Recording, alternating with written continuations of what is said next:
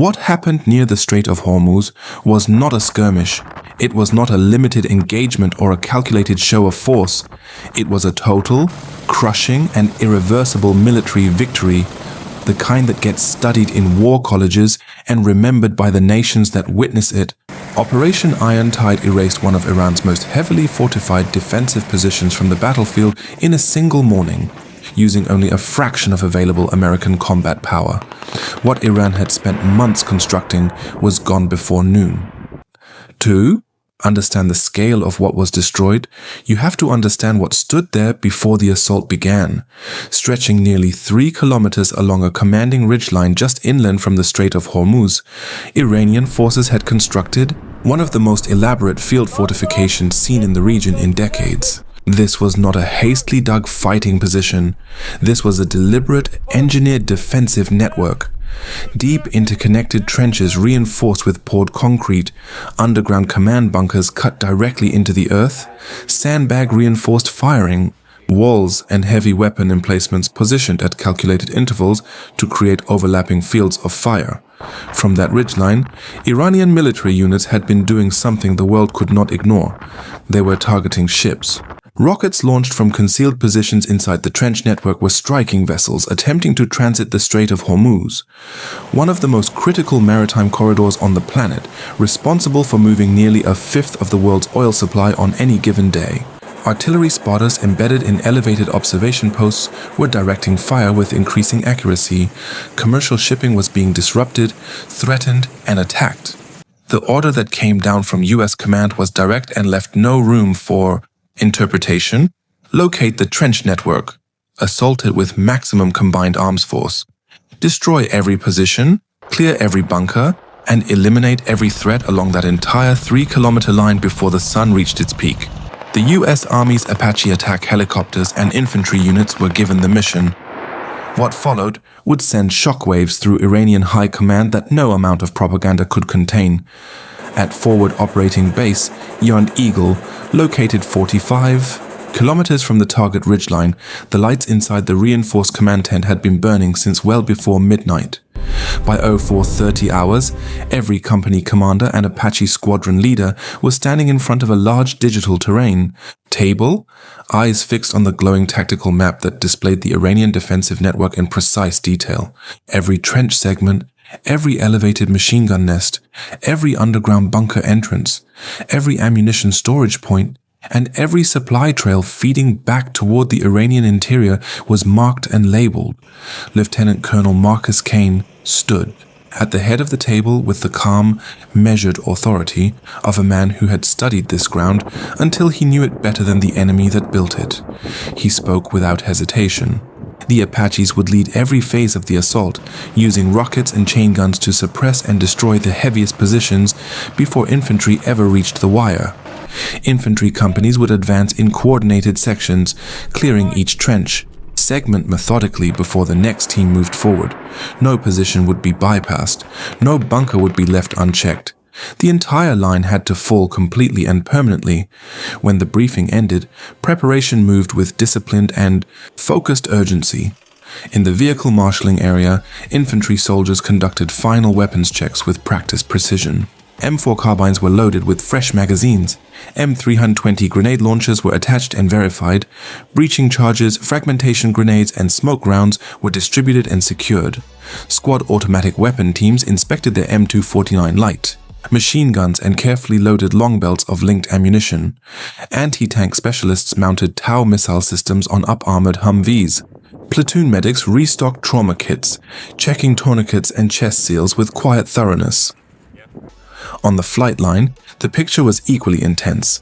Armorers loaded the 30mm chain guns with high explosive rounds, attached full Hydra 70 rocket pods, and mounted AGM-114 Hellfire missiles on rail launchers. Maintenance crews ran final diagnostics on FLIR targeting systems and helmet-mounted queuing displays.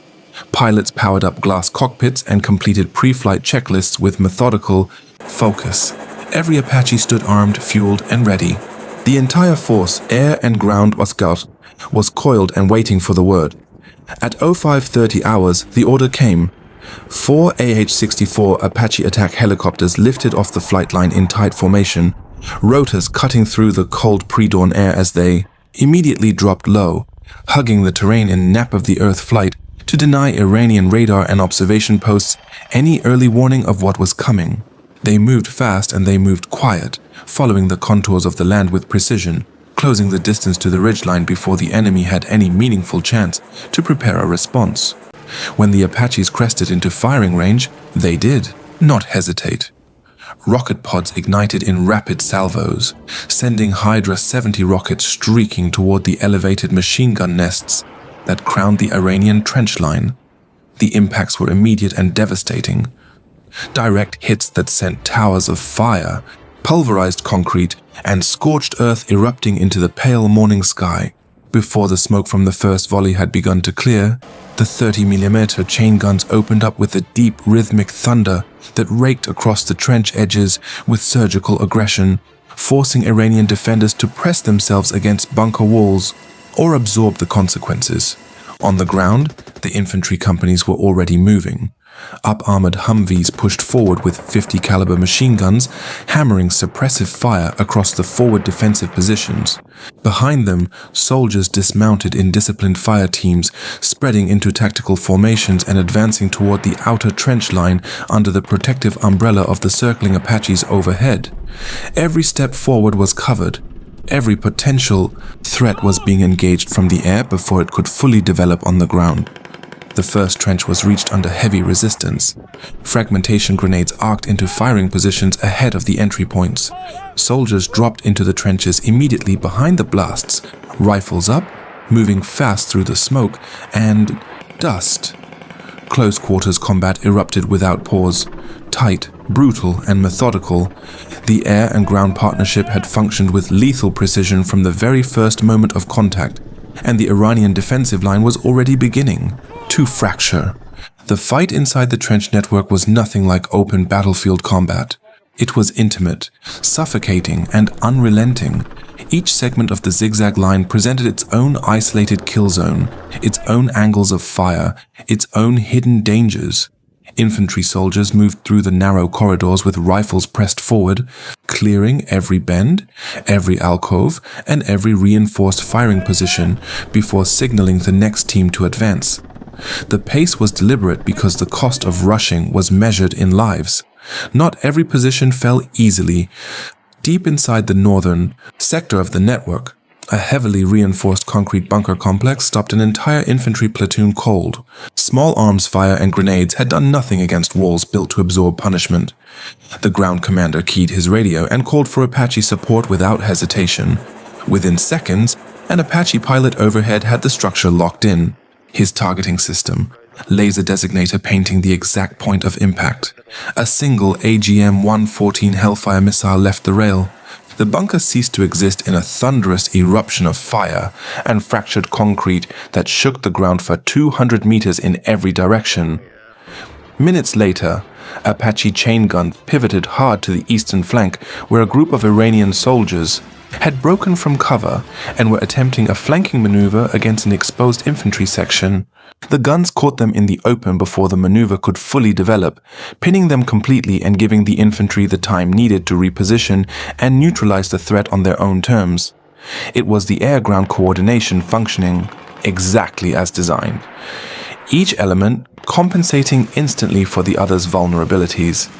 Engineers moved steadily behind the advancing infantry, marking cleared segments with colored tape, disabling booby traps, and flagging unexploded ordnance. 4 disposal teams following behind.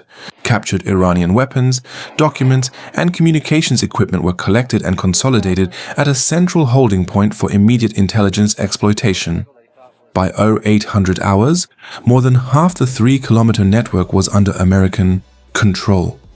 The Apaches had never left the fight, rotating through rapid rearming at a forward refueling point and returning to station without pause, denying Iranian reinforcements any approach to the battlefield. The final sections of the line still held, but not for long. By 10:30 hours, the last resistance along the Iranian trench line collapsed. The final defensive segments fell, not with a dramatic last stand, but with the quiet inevitability of a force that had simply run out of options. Surviving Iranian defenders either raised their hands or broke from their positions and fled toward the rear in visible disorder, abandoning weapons, equipment, and any pretense of organized resistance.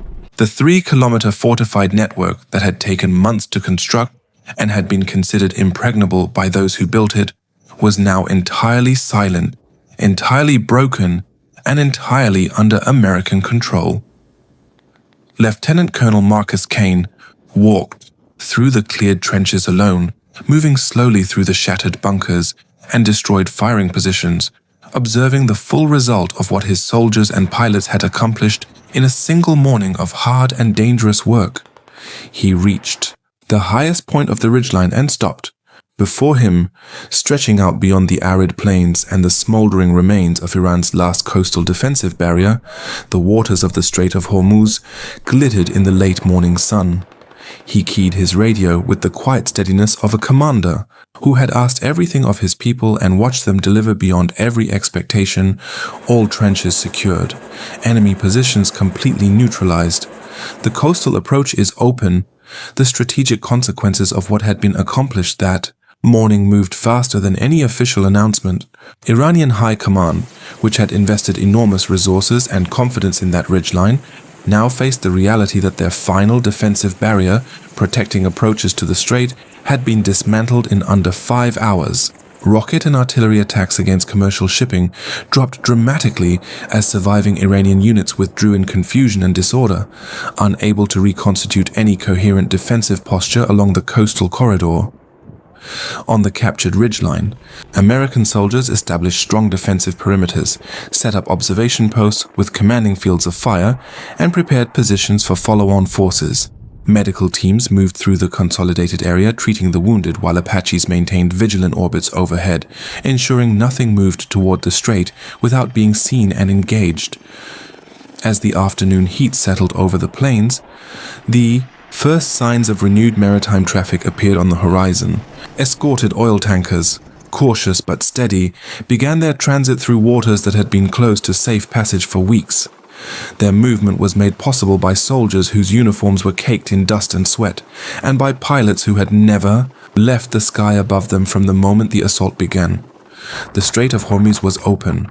The mission was complete, and Iran's carefully constructed wall of concrete, steel, and defiance had been reduced to nothing but empty sand and silence.